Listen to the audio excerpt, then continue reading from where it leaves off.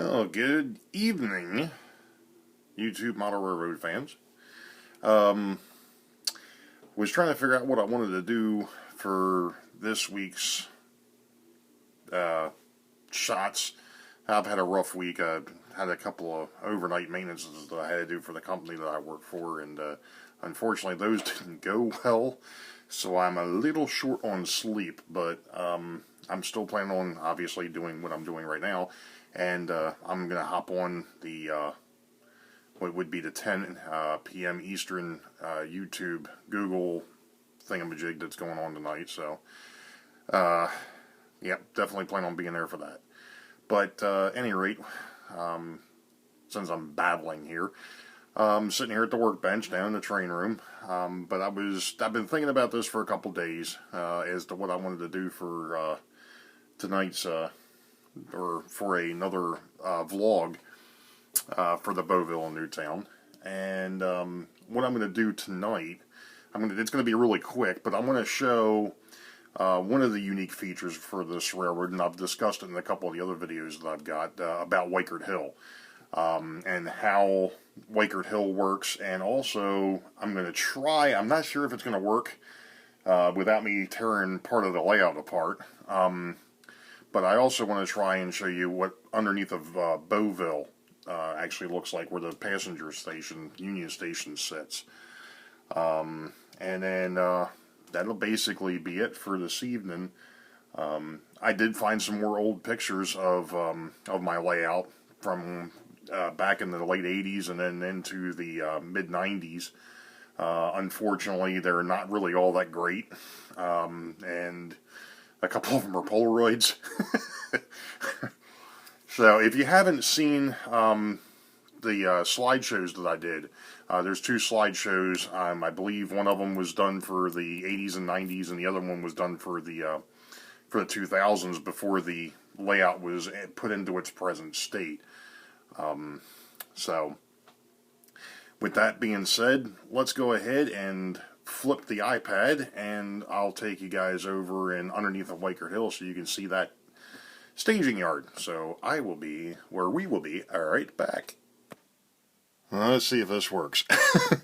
Normally there isn't that much light underneath of here. I've actually got a flashlight. I'm sorry if this is shaking, but I'm actually kneeling behind the layout. But as you can see back here, and if you watch the passenger video, we went through this engine out in front here, which is a Seaboard FT, and then in back you got a chassis system. I believe that's a 38, GP38, and he's actually headed on the northbound freight line. And then over here, in the very back, you can see a Chesapeake and Ohio BL2. He's on the southbound freight line, and then you've got a Pennsylvania F unit sitting here, headed on the southbound passenger. This allows me to kind of extend the layout a little bit. Like I said, there's actually a couple different tracks here, and I'm not sure if I can get a good, there we go. There's a good shot of all the extra, or all the trackage. So, out here in very front, you've got, right now the Seaboard is sitting on the main, and the siding is open, which allows me just to go ahead and do continuous run, and it also allows me to do another stop if I want. And the same thing goes with the freight line. There's actually a total of 8 tracks underneath here, and this section is not that deep. It's maybe all of about a foot and a half to 2 feet, if that. So, kind of gives you an idea as to what goes on underneath of Wakert Hill. So what we're going to do here now is I'm going to stop, and I'm going to show you the passenger underneath of Boeville. So give me a second and I'll move. Now, first thing here is I've removed one of the, as you can see, normally this is covered with a piece of paneling, but I've removed the piece of paneling so that you can get a better look as to what's going on. Normally there is an open slot, but I've opened it up a little bit more. And the wiring that you actually see is two separate things. That terminal strip is for the lighting for the town of Boeville, and it's also for the trolley track that's sitting up there. Now, I haven't talked about the trolley track, and there's a reason. In my description, I mentioned that this is kind of a test bed for a final layout that I'll build at some point eventually. And one of the things that I tested doing was trying to fill in trackage and make it a street, or make it so that it was street level. Because I am using a very odd radius corner on here, number one. And number two, if you take a look at this doofunky, actually this isn't as bad as it used to be, but this is a very tight corner. And what I had done is I had actually thought, well, hey, spackling compound might work. It didn't. That was a bad idea. And I've been fighting with this track up here ever since. I have yet to really get the trolleys, the two trolleys that I have, they'll run for maybe 2 minutes and then that's it. And I'll either go and clean the wheels and clean the track and so on and so forth. So I've basically pretty much given up on that for the moment. Anyway, back to under Boeville. So, just like under Wykert Hill, I'm trying to find a good spot here. Sorry for the jumbling here, but just like under Wykert Hill, underneath of Boeville, it's the same type of deal. The only difference is there's only 4 tracks here, 2 north, 2 south. Right now, the Orient Express is sitting on the northbound, what would be the northbound passenger. I'm sorry, the southbound passenger, and the Crescent Limited, which is over here, is sitting on the northbound passenger. And they're both on the mains here again. That means the sidings are open. Since the sidings are open, that means I can run the 2 trains that are on the layout without interruption. So, this is one of the things that I had, or that the original layout had, which was continuous run, and it's one of the things that I've incorporated into this one. You know, we had the ability to run, maybe stop this and flip the camera, so that way you guys aren't sitting here looking at garbage. So, give me a minute. There, this ought to be better. Once I get myself situated. But anyway, as we were talking about a minute ago, the layout actually does have a lot of the features that the original layout had, which was I could run on the old 1950s, 70s, 80s, 90s, early 2000. We had 4 loops and a trolley track, which meant that basically we could continuously run 4 trains, plus the trolley, all the time. Or, when I put the 2x5 yard in, right as I was leaving the service, or before I went into service, we could actually start interchanging, because all the tracks, the 4 tracks, the 4 loops, basically could interchange with each other, but we didn't have a big yard. So I built the bigger yard, gave us some place to put the locomotives, and we had some place to store a lot of the cars, or the rolling stock, which gave us, you know, immense amounts of operation. This doesn't quite have the operation that I want. It's one of the reasons why I want, well, there's a couple things I've mentioned before. Sorry, it's been a long week. One of the things that this layout, one of its shortcomings is the fact that it's inside out for the room that it's sitting in now. When it was in the 13-foot by 11-foot room, it was perfect because you walked into the room and then everything was visible from the center.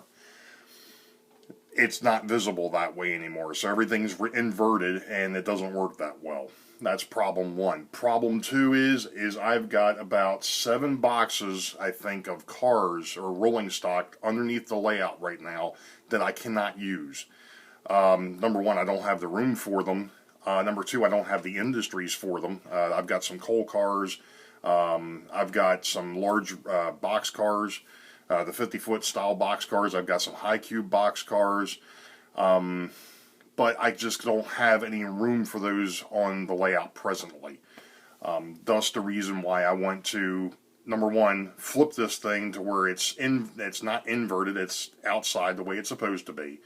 Number one. Number two, I want to build a staging yard. And I've been playing around with some plans, playing around with some ideas. And unfortunately, with the way that this basement is set up, and that might not be a bad thing to show, maybe on one of the other videos, maybe not tonight. One of the more interesting things with this basement is it has storage on one wall, and it's enclosed storage. One of the places actually, behind one of the doors is actually an electrical panel, and then it's two doors of shelving. And then there's another door with just, it used to be a small freezer, and then there's a double door that leads into where the hot water heater and the furnace sits. So, here it is. I've got that one wall is nothing but doors. And then along the wall behind me here, there's a bench that basically takes up 12 foot, which has got storage underneath of it. One of the issues I have with it right now is the fact that with where the railroad sits, I can't open it up all the way. I actually have to slide it to be able to get into it, and that's a problem. Because if I build the layout the way I want to, I won't be able to slide the door open anymore. So, when it's coming down to the point where, do I lose the bench? Do I go ahead and make this thing an around-the-wall layout and find some way of having the door side, where all the storage is, having that to where the layout comes away from it, which causes there's just so many different things that I'm thinking about so that I can go ahead and have the space to be able to do what I want. I mean, I first saw this basement down here, and I'm like, man, this is perfect. This will be great. The more I look at it on paper, it's like, this stinks. I've got a large basement, but it's so chopped up that I can't do what I want with it. The other thing of it is I want to take the passenger trains, and actually, when I say that they're actually going south, when you look at the way that this layout is set up right now, at one point the trains are going north, and then they're going south. And they're actually on the north side of the layout when they start going south. So it's like I said, I want to have some way of being able to turn the trains without having to take them off the track and flip them and put them back on again. So that presents its own issues because of the fact that, I've got the passenger trains especially need 22 or greater for corners. The freight cars, you can get away with 18-inch and you're happy. Some of this stuff won't take 18, but most of it will. Most of the stuff that I have will. So, like I said, I've got some design problems. I've got some things that I have to take into account. I've also got one corner where they put the sump pump, and it's enclosed. And right now, I can't open the doors because the layout goes across the bottom door. I can open up the upper door, but I can't open the lower door. And I've had ideas of maybe moving the layout 2 feet towards where I'm sitting and actually turning the doors to where they're on the side that would be open. In other words, where Boeville sits today would actually go towards that wall, but not up against it. So that way, it would be sitting the way it's supposed to, but then nobody's going to be able to see it. So, like I said, I've got some ideas, but I need to come up with something final eventually. I mean, I'm really not in a position right now to do anything with it anyways. But somewhere down the line, it's going to be level it again and, move on from there. One of the nice things is I used L-girder construction on this layout. Even though I'm still basically doing tabletop, it is L-girder underneath. So it's L-girders, there's 2x4s on top of the L-girders, and then the plywood on top of that. There is no foam, there's no homosoap, there's no cork. The tracks are basically nailed straight to the plywood like they've been since 1950. Eventually that'll change. And I'm hearing some neat things, and I've seen some things on a couple of DVDs that I've gotten some other places that, hey, 2-inch foam is a great idea. It gives you a way to go ahead and make depressions and things of that nature. And I'm like, you know what? That's not a bad idea. But that's down the road. Like I said, I'm not in a position to do anything with it right now. So anyway, I'm going to go ahead and stop rambling, and I hope that answers some questions on the two hidden yards per se, or the hidden areas. And I will sign off for now and talk to you all later. Have a good week.